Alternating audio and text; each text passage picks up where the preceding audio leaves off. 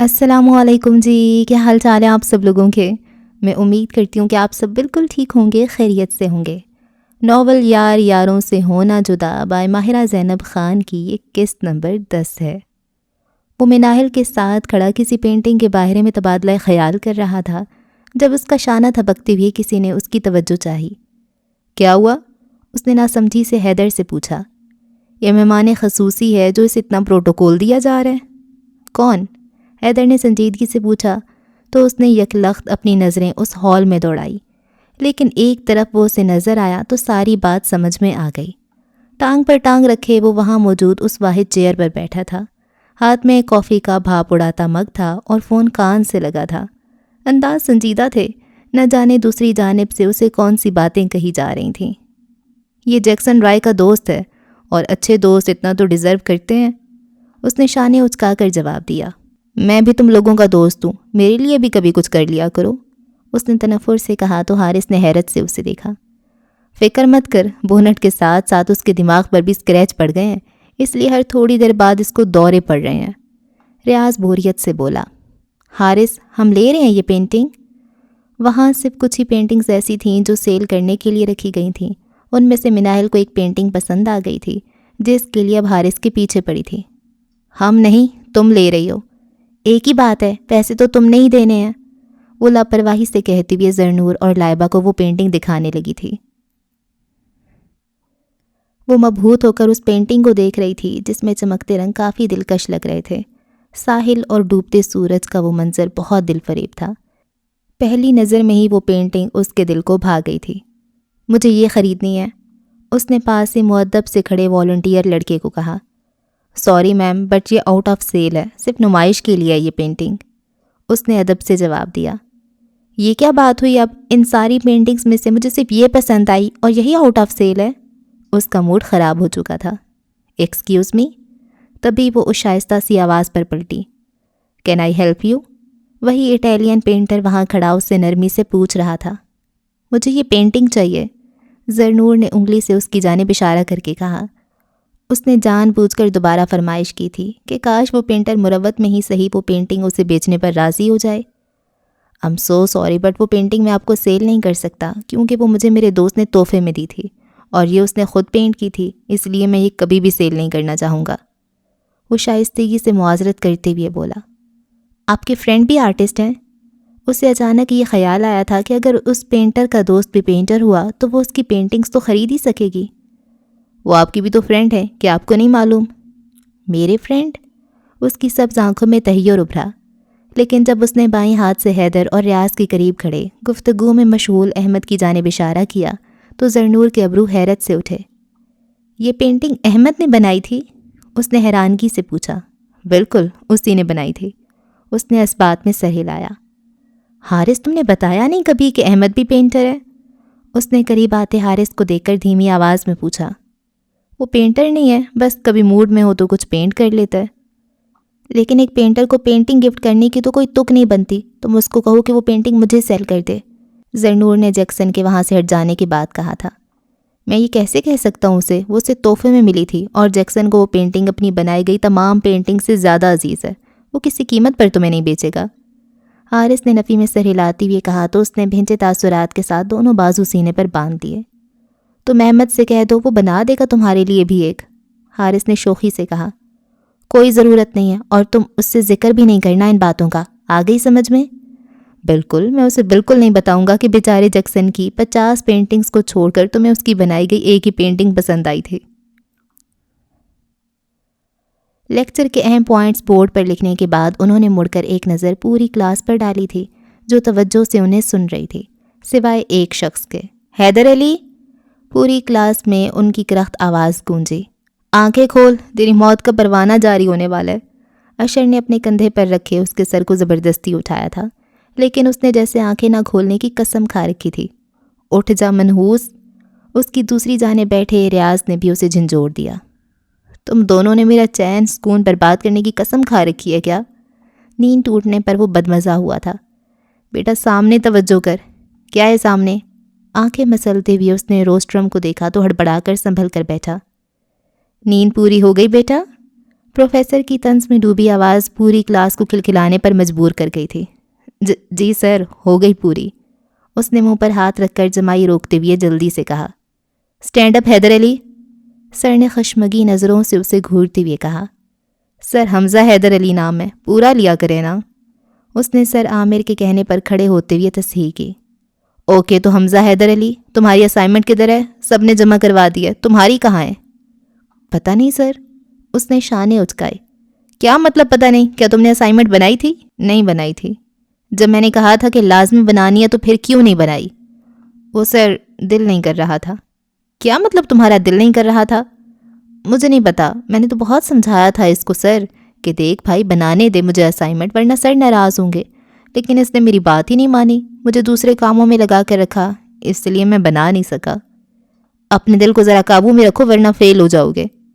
कोई मसला नहीं है सर, हो जाएंगे फेल। तुम अपने दोस्तों से पीछे रह जाओगे। रह जाएंगे पीछे? तुम्हें कोई जॉब भी नहीं देगा फिर? ना दे जॉब, मैं खुद का बिजनेस कर लूँगा।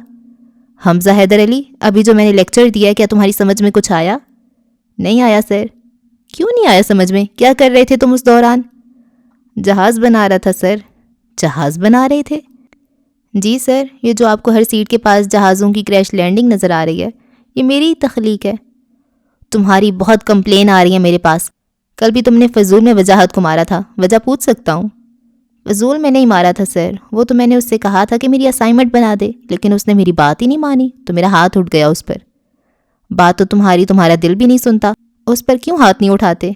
दिल तो बच्चा है सर, अब आप ही बताएं, क्या मैं बच्चे को मारता हुआ अच्छा लगूंगा? पूरी क्लास हंसी से लौट पौट होती हैदर और सर आमिर की मुकालमाबाजी सुन रही थी। तुम अच्छा पढ़ते हो हैदर, बस पता नहीं क्यों बार बार लाइन से हट जाते हो। खैर अपना बैग उठाओ और लाइब्रेरी में आ जाओ, असाइनमेंट कंप्लीट करो अपनी। मैं लाइब्रेरी नहीं जा सकता सर। क्यों नहीं जा सकते? डर लगता है सर। डर लगता है? किससे लगता है? लाइब्रेरी से ही लगता है सर। मुझे लगता है जब मैं वहाँ जाऊँगा तो किताबों की बड़ी बड़ी अलमारियाँ मेरे ऊपर गिर जाएंगी और मैं मर जाऊँगा। लेकिन मुझे तुम्हारी असाइनमेंट आज ही चाहिए हैदर। डोंट वरी सर, आपको आज ही मिल जाएगी। खुद बनाओगे? नहीं सर। तो फिर रियाज से बनवाऊँगा।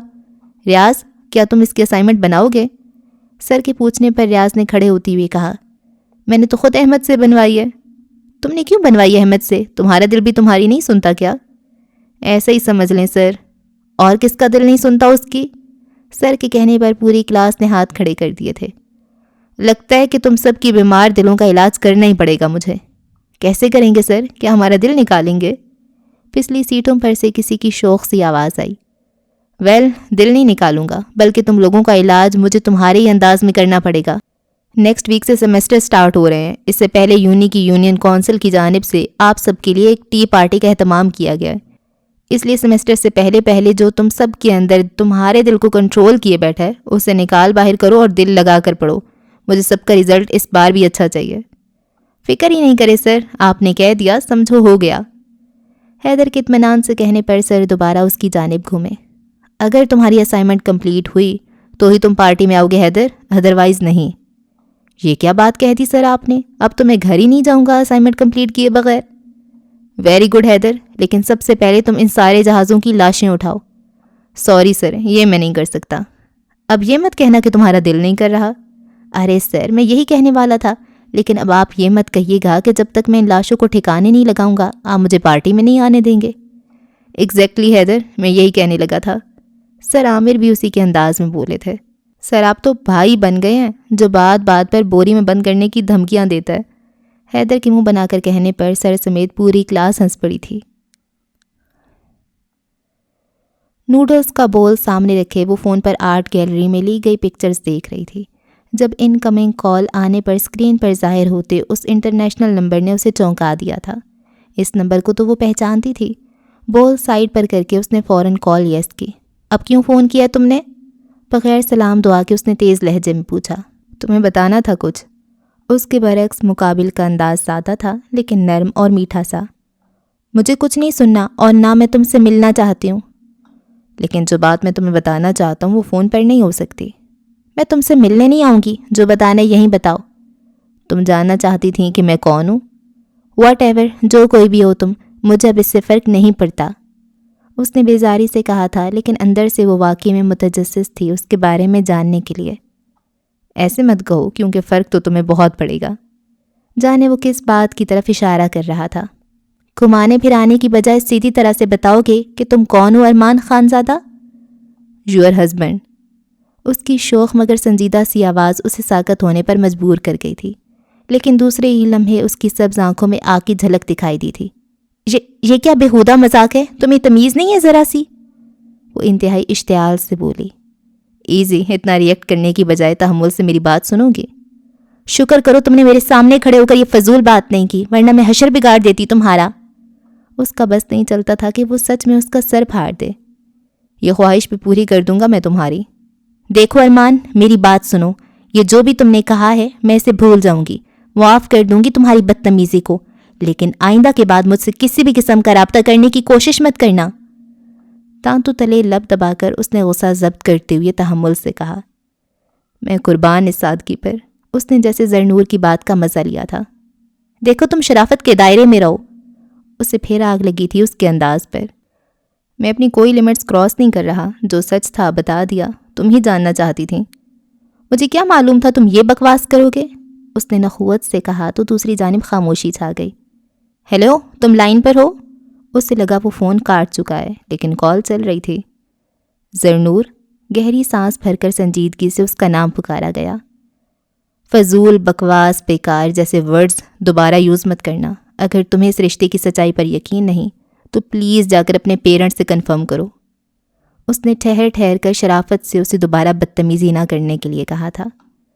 مجھے کسی سے بھی کچھ کنفرم کرنے کی ضرورت نہیں ہے۔ میں بچی نہیں ہوں جو تم مجھے پاگل بنانے کی کوشش کر رہے ہو۔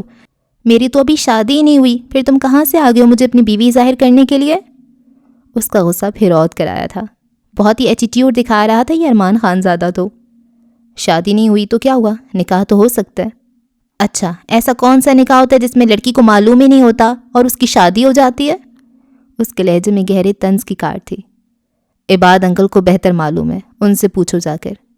لاپرواہی سے کہہ کر وہ فون بند کر چکا تھا۔ ہیلو، بات سنو میری بدتمیز انسان۔ فون کو بیڈ پر پھینک کر وہ جلتے دماغ کے ساتھ زارا بخاری کے روم کی جانب بڑھی تھی۔ مما کون ہے یہ ارمان؟ وہ اب ان کے سامنے کھڑی تھی۔ ارمان؟ کپڑے طے کرتے ان کے ہاتھ رکے تھے۔ ناسمجھی سے بیٹی کو دیکھا جس کا چہرے پر غصے کی سرخی لہرا رہی تھی۔ آپ کو معلوم ہے کہ مجھے وہی پھول بھیج رہا تھا اور ابھی اس کا فون آیا تو اس نے پتہ ہے کیا کہا؟ ان کے جواب دینے سے پہلے ہی وہ بول اٹھی۔ یہی کہ ہمارا نکاح ہو چکا ہے، مطلب کہ میرا اور اس کا، لائک سیریسلی یہ کوئی یقین کرنے والی بات ہے؟ اور کہہ رہا تھا کہ… اس کی بات کا ذرا بھی اثر لیے بغیر انہوں نے سوالیہ انداز میں پوچھتے ہوئے دوبارہ کپڑے طے کرنے شروع کر دیے تھے۔ اور کیا کہنا تھا اس نے؟ میں نے کہا مجھے یقین نہیں اس کی بات کا، تو کہنے لگا بابا سے کنفرم کر لوں۔ مما مجھے سچ سچ بتائیے یہ سب کیا ہے؟ کون ہے وہ اور کس نکاح کی بات کر رہے؟ وہ جھنجھلاہٹ کا شکار تھی۔ وہ سچ کہہ رہے۔ زارا بخاری کا سابقہ بے تاثر انداز اسے گنگ کر گیا تھا۔ دل کی دھڑکن جیسے سست پڑی تھی۔ کیا مطلب کہ سچ کہہ رہے؟ الفاظ اس کے منہ سے دقت سے ادا ہوئے تھے۔ انہوں نے سر اٹھا کر اس کی جلتی سبز آنکھوں میں دیکھا۔ تم دونوں کا نکاح بہت پہلے ہی ہو گیا تھا، بہت چھوٹے تھے تب تم دونوں۔ فار گاڈ سیک مما، میرے ساتھ ایسا مذاق مت کریں، میری سانس رک جائے گی۔ کشادہ کمرے میں بھی اسے بے تحاشا گھٹن کا احساس ہو رہا تھا۔ آنکھوں میں جانے کیوں آنسو ٹھہر گئے تھے۔ ان کی خاموشی تو ارمان کے کہے لفظوں کی تصدیق کر رہی تھی، لیکن زرنور کے دل و دماغ میں جنگ سی چھڑ گئی تھی۔ میں نہیں مان سکتی یہ، اتنی بڑی بات سے آپ نے مجھے انجان رکھا، کیوں مما؟ نہ چھیڑو ہمیں، ہم ستائے ہوئے ہیں، بہت زخم سینے پر کھائے ہوئے ہیں۔ ڈرائیونگ کرتے ہوئے وہ استاد نصرت کے ساتھ ساتھ خود بھی گنگنا رہا تھا۔ روڈ سے گزرتے ہوئے غیر ارادہ سی نگاہ سائڈ پر ڈالتے ہوئے وہ دوبارہ سامنے دیکھ رہا تھا، لیکن دوسرے ہی سیکنڈ جیسے کچھ کلک ہوا تھا۔ مرر کو ذرا سا ترچھا کر کے اس میں نظر آتے منظر کو دیکھا، پھر گاڑی ریورس کر کے وہ اس کے نزدیک پہنچا۔ ہاتھ میں گوگلز پکڑے وہ فرنٹ سیٹ کا دروازہ کھول کر باہر نکل آیا تھا۔ پہلے گردن موڑ کر ان 3-4 بار سے لڑکوں کو دیکھا، پھر دوبارہ اس پر نظر کی جو گاڑی کے بونٹ پر جھکی کھڑی خرابی چیک کرنے میں مشغول تھی۔ اسے نہیں معلوم تھا کہ وہ لڑکی کون ہے، وہ صرف ان لڑکوں کی وجہ سے وہاں رکنے پر مجبور ہوا تھا کیونکہ وہ علاقہ کچھ سنسان سا تھا۔ مس میں کچھ مدد کر دوں آپ کی؟ اس نے شائستگی سے پوچھا تو وہ لڑکی اس آواز پر چونک کر سیدھی ہوئی، اور اس لڑکی کی شکل دیکھ کر تو وہ اس سے زیادہ چونکا تھا۔ تم؟ وہ حیرت زدہ ہی تو رہ گیا تھا اسے وہاں دیکھ کر۔ تمیز سے۔ انوشے کا پہلے ہی سر گھوم رہا تھا گاڑی خراب ہونے کی وجہ سے، اوپر سے ان بدتمیز لڑکوں کے جملے کسنے پر اس کا پارا ہائی ہونے لگا تھا، اور برہی صحیح کسر تیمور کے وہاں موجودگی نے پوری کر دی تھی۔ میرا مطلب تھا آپ ادھر کیا کر رہی ہیں؟ فٹ بال کھیل رہی ہوں، نظر نہیں آ رہا تو یہ لو میرا چشمہ پہن کر دیکھ لو، اس نے چڑ کر جواب دیا۔ ہر بات کے جواب میں انگارے چبانا لازمی نہیں ہوتا۔ ہٹے، میں دیکھتا ہوں آپ کی گاڑی۔ کوئی ضرورت نہیں ہے اس کی، جاؤ یہاں سے تم، میں اپنے مسئلے خود حل کر سکتی ہوں، وہ ذرا سختی سے بولی۔ ہاں وہ تو دکھ ہی رہا ہے، تیمور نے مسکراہٹ دبائی۔ ابے ہیرو، یہ گھاس نہیں ڈالنے والی، بڑی تیز لڑکی ہے، ہمیں بھی لفٹ نہیں کروائی اس نے۔ اس لڑکی کی بات پر اس نے مشکل سے اپنے غصے کو قابو کیا تھا۔ 2 سیکنڈ میں اپنی شکلیں گم کرو تم لوگ ادھر سے، ورنہ تمہاری ہڈیاں توڑنے میں 2 منٹ بھی نہیں لگیں گے مجھے، چٹکی بجا کر اس نے تیز سے کہا۔ ابھی غصہ کیوں کر رہا ہے ہیرو، ہم ویسے بھی جا ہی رہے تھے اس چشمش سے مایوس ہو کر۔ بائک سٹارٹ کر کے وہ لوگ وہاں سے نکل گئے تھے۔ کیا بول کر گیا ہے وہ مجھے؟ انوشے حیرت سے آنکھیں پھیلائے اس سے پوچھ رہی تھی۔ چشمش بول کر گیا ہے، اس نے شرافت سے بتا دیا، لیکن آنکھوں میں شرارت ناچتی صاف دکھائی دے رہی تھی۔ ساری دنیا ہی آپ کو چشمش کہتی ہے، صرف میں ہی نہیں کہتا، دوسری لمحے وہ معصومیت سے جتا رہا تھا۔ تم کہہ کر تو دکھاؤ، پھر بتاؤں گی تمہیں۔ اچھا ہٹے، مجھے دیکھنے دے۔ آستینے موڑتے ہوئے وہ گاڑی کے پاس آ گیا تھا۔ صرف ایک تار ہی نکلا ہوا تھا جسے تیمور نے سیکنڈوں میں ٹھیک کر دیا تھا۔ اب گاڑی سٹارٹ ہونے کے قابل ہو گئی تھی۔ کیا ہوا، نہیں ہوئی ٹھیک؟ انوشے نے اسے بونٹ گراتے دیکھ کر پوچھا۔ نہیں، تھوڑا زیادہ مسئلہ ہے، میری سمجھ میں نہیں آ رہا، مکینک ہی ٹھیک کرے گا، اس نے لاپرواہی سے کہا۔ اب کیا ہوگا، یہاں تو کیب بھی نہیں مل سکتی، وہ پریشان ہو اٹھی۔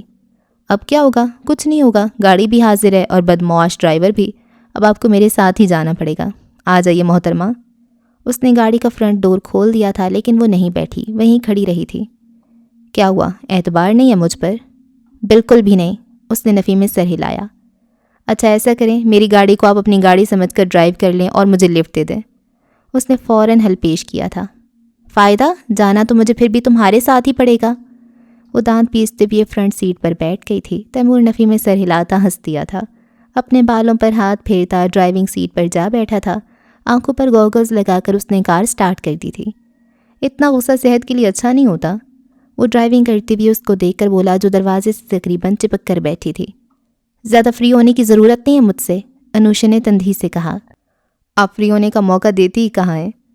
مسئلہ کیا ہے، سامنے دیکھ کر ڈرائیو کرو، اس کے بار بار خود کو دیکھنے پر وہ چڑ گئی تھی۔ آپ برابر میں بیٹھی ہیں تو میں سامنے کیسے دیکھ سکتا ہوں؟ نہایت فضول لگتے ہو اس طرح کے ڈائیلاگز بولتے ہوئے، عقل والوں کو کیا معلوم عشق کے بیماروں کا حال، وہ آہ بھر کر بولا۔ ویسے میں بہت گلٹی ہوں اس دن کے لیے۔ کس دن؟ وہ جب میں نے آپ کو بلقیس کہہ کر پروپوز کر دیا تھا۔ بلقیس کہنے پر گلٹی ہو یا پروپوز کرنے پر؟ آف کورس مجھے غلط نام لینے پر شرمندگی ہے، اصل میں یہ سب میرے دوستوں کی وجہ سے ہوئے، انہیں آپ کا نام معلوم ہو گیا تھا، انہوں نے جان بوجھ کر مجھے دوسرا نام بتایا۔ دوست ایسے کام نہ کریں تو پھر وہ دوست ہی نہ کہلائے جائیں۔ مطلب آپ نے مجھے معاف کر دیا؟ وہ خوشگواری سے بولی۔ تم نے معافی مانگی کب ہے؟ میں معافی کی بجائے کچھ اور مانگنا چاہتا ہوں۔ ہاتھ مانگنے کی بات مت کرنا ورنہ میں تھپڑ بھی مار سکتی ہوں، اس نے پہلے ہی وارن کر دیا تھا۔ اگر آپ رشتہ قبول کرنے کی حامیں بھریں تو میں تھپڑ کھانے کو بھی تیار ہوں۔ تیمور جسٹ شٹ اپ، انگوٹھے اور انگلیوں میں پیشانی تھامے اس نے قدرے بیزاری سے کہا۔ اب آپ دل دکھا رہی ہیں میرا، اس کے اندر تو جیسے آج کسی بھٹکی ہوئی عاشق کی روح آسمائی تھی۔ تم چپ رہ کر ڈرائیو نہیں کر سکتے؟ آپ کہیں تو ساری زندگی کے لیے اپنی زبان بند کر لیتا ہوں۔ انوشے کو خود سے ہمدردی ہو رہی تھی کہ سارے راستے وہ کیسے اسے برداشت کرے گی۔ تبھی وہ چونکا تھا، تھوڑے سے فاصلے پر ایک چمگٹا سا لگا تھا، کچھ لوگوں کے تیز تیز بولنے اور مار کٹائی کی آوازیں وہاں تک آ رہی تھیں۔ لگتا ہے لڑائی ہو گئی ہے کسی کی۔ تم کہاں جا رہے ہو؟ اسے سیٹ بیلٹ ہٹاتے دیکھ انوشے نے حیرت سے پوچھا۔ لگتا ہے وہاں کسی کا ایکسیڈنٹ ہو گیا، دیکھ کر تو آؤں۔ کوئی ضرورت نہیں ہے تیمور، پہلے مجھے گھر ڈراپ کرو، پھر بھلے سے ان دوسروں کی لڑائیوں میں اپنا حصہ ڈالتے رہنا۔ اس کی مار کٹائی کی عادت سے تو وہ بھی اچھے سے واقف تھی، اس لیے جلدی سے اسٹیئرنگ پر ہاتھ رکھ کر اسے جانے سے روکا۔ لیکن اس سے کہاں صبر ہونا تھا، اس کے اندر کا پھڈے باز تیمور تو اس چمگھٹے کو دیکھ کر فوراً جوش میں آ چکا تھا۔ انوشا صرف 5 منٹ صبر کر جائیں، ابھی واپس آ رہا ہوں۔ وہ اس کی سنے بغیر دروازہ کھول کر باہر اتر گیا تھا۔ وہ اسے تندھی سے تیز تیز قدم اٹھاتے ہوئے ہجوم کی جانب بڑھتے دیکھ رہی تھی۔ دنیا ادھر کی ادھر ہو جائے گی لیکن تیمور ولید کی عادت کبھی نہیں بدلے گی۔ وہ گہری سانس بھر کر نیچے اتر آئی تھی، پھر گھوم کر دوسری جانب ڈرائیونگ سیٹ پر بیٹھ کر گاڑی سٹارٹ کر دی۔ اختتام پذیر ہوتی لڑائی میں پھر سے تیل ڈال کر بھڑکانے اور ایک تو بندوں کی مفت میں دھلائی کرنے کے بعد وہ جیسے ہی اپنا حصہ ڈال کر جب مڑا تو دھک سے رہ گیا۔ جس جگہ اس نے گاڑی پارک کی تھی وہاں اس کا نام و نشان بھی نہیں تھا۔ یہ کہاں چلی گئی؟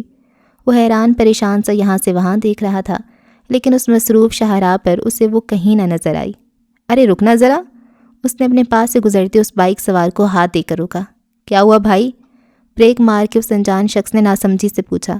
بھائی میری گاڑی چور لے گئے، آپ ذرا آگے تک لفٹ دے دیں گے؟ ہاں بیٹھو، میں چھوڑ دوں گا آگے تک، اس نے خوش دلی سے کہا تو تیمور اس کے پیچھے سوار ہو گیا۔ وہ بائک ابھی تھوڑی آگے ہی گئی تھی کہ فٹ پاتھ کے قریب کھڑے دو لوگوں میں سے ایک نے فون کان سے لگا رکھا تھا۔ بائک جب ان کے قریب سے گزری تو تیمور نے اچک کر وہ فون جھپٹ لیا۔ اوے چور سالے رک! بائک سوار کو معلوم نہیں تھا کہ پیچھے کیا ماجرا ہوا ہے، اس لیے اچھمبے سے اس نے گردن موڑ کر اپنے پیچھے بھاگتے شخص کو دیکھا۔ اس کو کیا ہوا ہے؟ کچھ نہیں ہوا، تم بائک چلاؤ نا یار، تیمور نے بیزاری سے کہتے ہوئے جلدی سے کی پیڈ پر انگلیاں چلاتے ہوئے ایک نمبر ڈائل کیا تھا۔ ہیلو، تیمور بات کر رہا ہوں، اس نے عجلت میں کہا۔ کدھر ہے یار؟ آدھے گھنٹے سے تیرا ویٹ کر رہے ہیں۔ وہ ایک مسئلہ ہو گیا تھا، اعتراف کا جائزہ لیتے ہوئے وہ کہہ رہا تھا۔ کون سا مسئلہ؟ پھر کسی پرائے پھڈے میں تو ٹانگ نہیں اڑائی تو نے؟ ایسی بات نہیں ہے، بلکہ بس تھوڑی سی ہی ایسی بات ہے، اصل میں وہ… سچ بتا بالکل۔ اشر کے گھرکنے پر اس نے مختصراً ساری سچویشن بتا دی تھی۔ وہ تیری گاڑی لے گئی اور تو آرام سے وہیں کھڑا ہے؟ ابھی نہیں یار، ایک بھائی جان سے لفٹ لی ہے۔ تو ابھی کس کے فون سے کال کی ہے؟ ایک آدمی کا فون چھینا ہے، ابھی واپس کرنے لگا ہوں اس کو۔ تم لوگ مجھے فریسکو سے پک کر لینا، وہیں جا رہا ہوں، میرا موبائل اور والیٹ بھی گاڑی میں ہی رہ گیا، پیسے نہیں ہیں میرے پاس، میں نہیں آ رہا کیب سے۔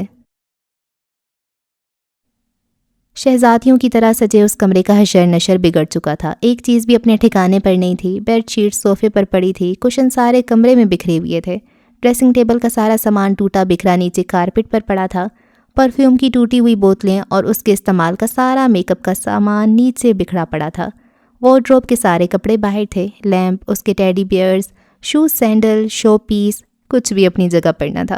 اتنی توڑ پھوڑ کرنے کے بعد بھی اس کا غصہ نہیں ٹھنڈا ہوا تھا۔ زارا بخاری دکھ سے اس کی حالت دیکھ رہی تھی۔ زری میری جان، میری بات نہیں سنوں گی؟ اس کے پاس بیٹھی وہ اسے سنبھالنے کی کوشش میں بے حال ہو رہی تھیں۔ مما اور کیا رہ گیا سننے کے لیے؟ ہچکیوں سے روتی ہوئی اس نے بے دردی سے اپنے گال رگڑ ڈالے تھے۔ اپنی دوستی نبھانے کے لیے آپ لوگوں نے 2 بچوں کا نکاح کر دیا، یہ بھی نہیں سوچا کہ بڑے ہونے کے بعد ان کا کیا ہوگا، وہ اس رشتے کو ایکسیپٹ کریں گے بھی یا نہیں۔ میں تمہیں ساری بات بتا چکی ہوں، اس کے بعد بھی تم مجھ سے یہ پوچھ رہی ہو؟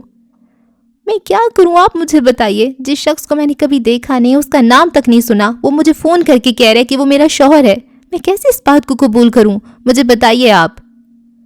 ان کے بازو پر سر رکھے وہ پھوٹ پھوٹ کر رو رہی تھی۔ زارا بخاری کو بھی شدت سے احساس ہو رہا تھا کہ اسے انجان رکھ کر انہوں نے اور عباد بخاری نے غلطی کی تھی۔ یکلختی اس کا دل رکا تھا۔ احمد، جو نام اس کے ذہن کے پردے پر لہرایا تھا، جس کا مسکراتا چہرہ اسے نظر آیا تھا، جس کی مسکراہٹ پر وہ فدا تھی، زیر لب اس کا نام لیتی بھی اس کا دل پھر خون کے آنسو رونے لگا تھا۔ آسمان پر سرمئی اور کالے بادل ڈیرا ڈالے موجود تھے، سورج ان کے پیچھے سے جھانکنے کی ناکام کوشش کر رہا تھا، مست ہواؤں نے پیڑوں کو بھی جھومنے پر مجبور کر دیا تھا۔ ایسے میں جامعہ کراچی میں عام دنوں سے زیادہ رش دیکھنے کو مل رہا تھا۔ نئی امید، نئے خواب، چمکتے روشن چہروں کے ساتھ وہ لوگ کالج سے نکل کر یونیورسٹی کی دنیا میں قدم رکھ چکے تھے، بے انتہا جوش اور لبوں پر شوق سی مسکراہٹ لیے۔ جامعہ میں داخل ہو کر وہ اپنے خوابوں کو پورا کرنے کی لگن میں مصروف ہو جانا چاہتے تھے، لیکن فرسٹ ایئر والے اس بات سے انجان تھے کہ ریگنگ بھی کسی چڑیا کا نام ہے۔ بیٹا سینئر کی بات سے انکار کر رہے ہو؟ سکون سے نہیں رہنا کیا اس جامعہ میں؟ آپ ہمارے سینئر کیسے ہوئے؟ آپ تو IBA کے اسٹوڈنٹ ہیں۔ ڈرتے ڈرتے اعتراض اٹھایا گیا۔ بیچارے غریب جونیئرز، یونیورسٹی میں داخل ہوتی ہی سینئرز کے ہتھے چڑھ گئے تھے۔ بے شک ہم IBA میں پڑھتے ہیں، لیکن راج ہمارا ادھر بھی چلتا ہے، چلو شروع ہو جاؤ فوراً۔ گانا لگاؤ، ابھی بسنتی ناچے گی، اس نے کہتے ہوئے ساتھ ہی کھڑے لڑکے کو بھی گانا لگانے کا اشارہ کیا۔ میں کر رہا ہوں ڈانس، لیکن آپ بسنتی مت بولیں، وہ التجائیہ بولا۔ چلو بھائی لیلا کا رقص دیکھو، اس نے اثر لیے بغیر وہاں موجود سب کو متوجہ کیا۔ گانا بج رہا تھا اور سب حیرت سے اسے دیکھ رہے تھے۔ انہیں تو لگا تھا کہ وہ دبو سے لڑکا کیا ہی ڈانس کرے گا، لیکن گانا چلتے ہی جیسے مائیکل جیکسن کی روح کے اندر حلول کر گئی تھی۔ ریگنگ کرنے والے سینئرز اب سیٹیاں بجانے کے ساتھ ساتھ خود بھی اس کے ساتھ ڈانس میں شریک ہو گئے تھے۔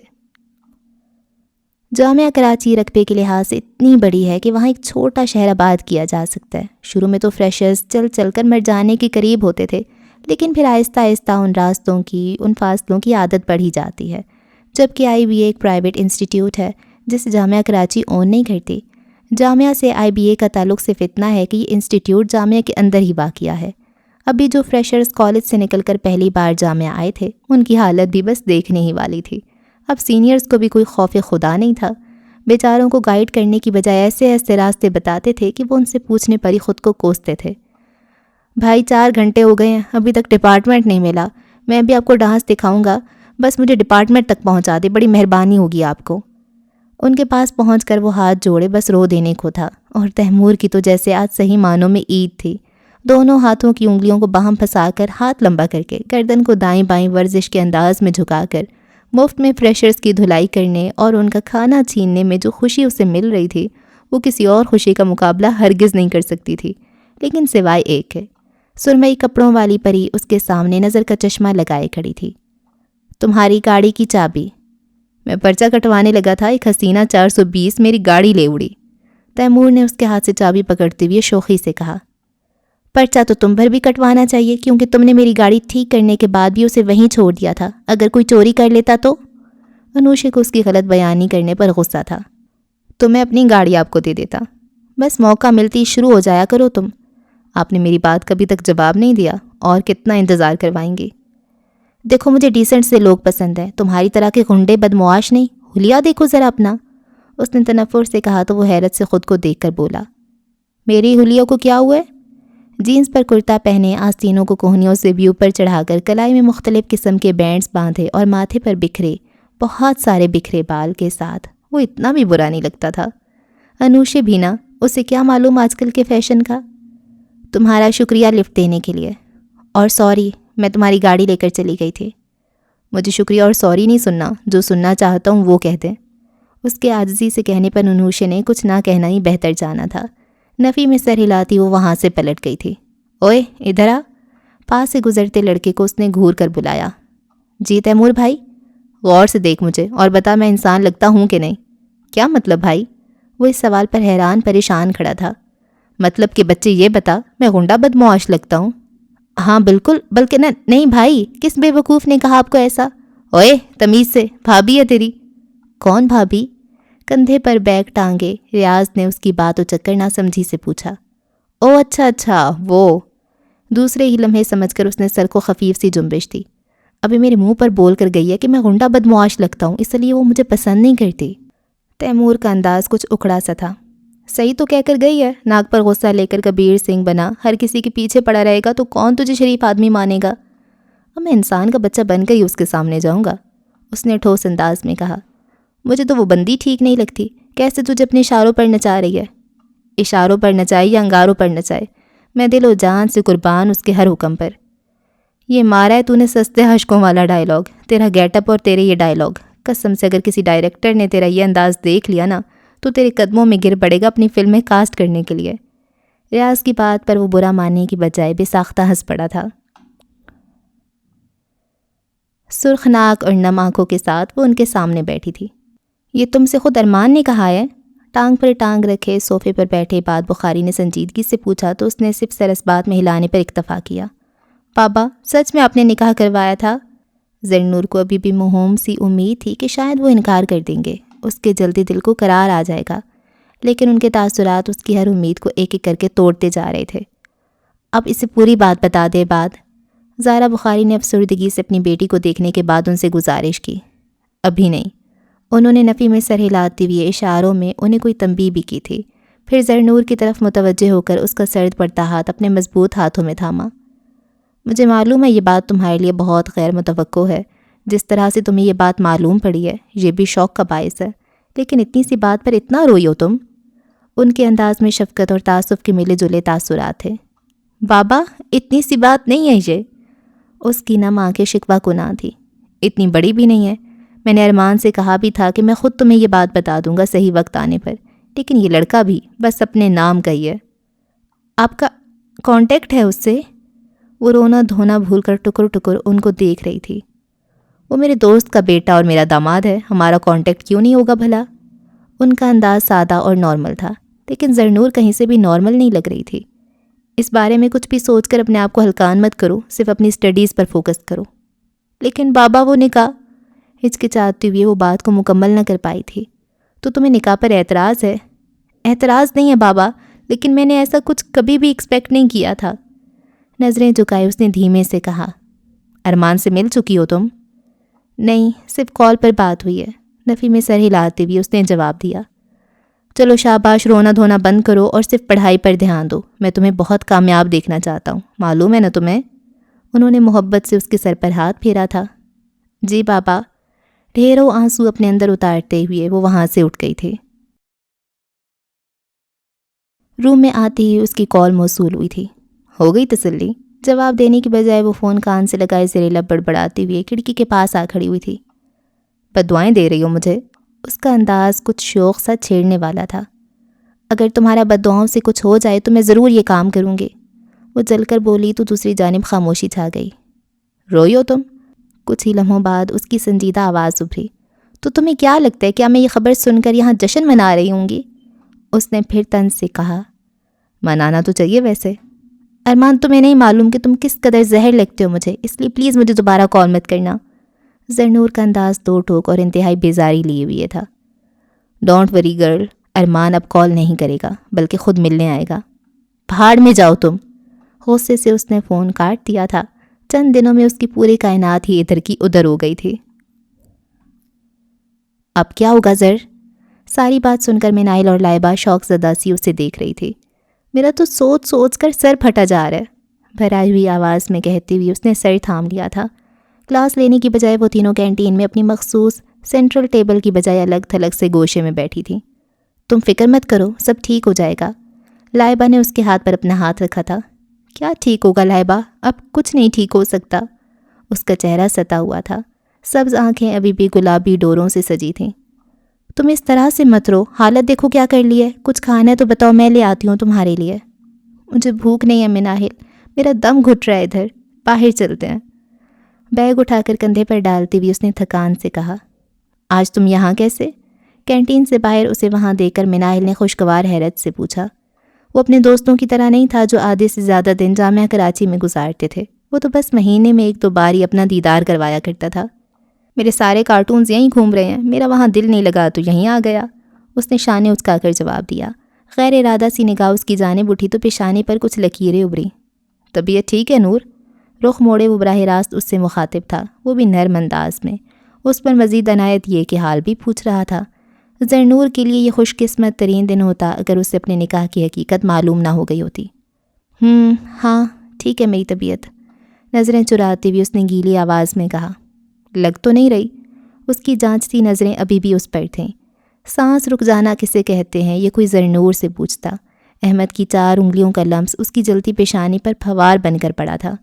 اس نے بری طرح چونک کر اسے دیکھا تھا، جس کی گرے آنکھوں میں اس کے لیے تشویش تھی. تمہیں تو کافی ٹمپریچر ہو رہا ہے، کوئی میڈیسن لے لینی تھی. صرف لمحوں کی بات تھی، لیکن اس کی ذرا سی کرم نوازی کسی کے دل پر تلاتم برپا کر گئی تھی. اس کی ضرورت نہیں، میں ٹھیک ہوں. اسے خود پر ضبط کرنا دنیا کا مشکل ترین مرحلہ لگ رہا تھا. خیال رکھو. وہ وہاں سے جا چکا تھا، لیکن اس کا احساس، اس کے الفاظ، اس کا فکر مندانہ انداز ابھی بھی اسے اپنے پاس محسوس ہو رہا تھا. اس کے ہاتھوں کی کپکپاہٹ اور عرق آلود پیشانی اس کے دل کی حالت بخوبی بیان کر رہی تھی. سنبھالو خود کو. لائبہ نے اس کے گرد بازو پھیلا کر دکھ سے کہا. اچھا جی، اس ایپیسوڈ کو یہاں پہ ختم کرتے ہیں. اور ارمان اور زرنور کا نکاح ہو چکا ہے بچپن میں. او واو، یہ کیا بات ہوئی؟ یہ تو کہانی جنت کے پتے جیسی لگ رہی ہے، تھوڑی سی بس. مطلب یہ ایک بات ہے کہ بچپن میں نکاح ہوا تھا اور وہ اس کو پھول بھیجتا ہے اور مجھے لگتا ہے احمد ہی ارمان ہے نا؟ وہی ہوگا. اور شاید اس نے کہا ہوگا اس کے ماما بابا کو کہ ابھی نہ بتائیں، میں نہیں چاہتا کہ وہ اس رشتے کی وجہ سے مجھے قبول کرے، میں چاہتا ہوں وہ مجھے ویسے ہی پسند کرے، ہے نا، یہی ہوتا ہے نا. تو یہی ہوا ہوگا. لیکن اس کے اماں ابا نے اتنی بڑی بات چھپائی اس سے. بھائی کیسے ہو سکتا ہے اتنی بڑی بات، کیسے چھپا لیتے ہیں پیرنٹس، مطلب کیسے.